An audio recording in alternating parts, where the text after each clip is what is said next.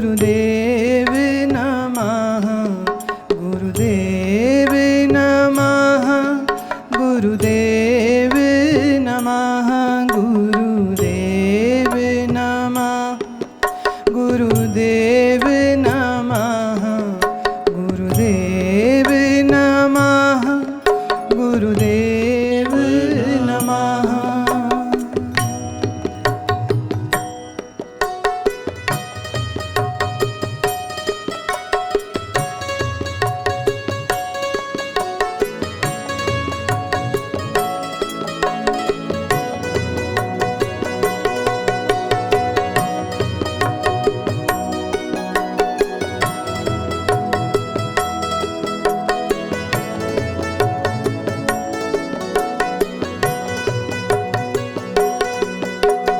गुरुदेव नमः गुरुदेव नमः गुरुदेव नमः गुरुदेव नमः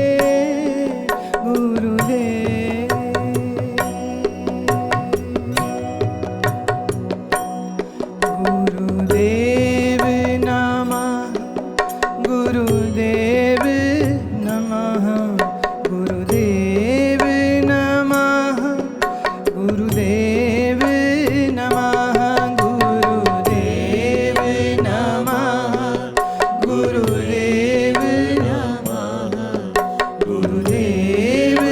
नमः गुरुदेव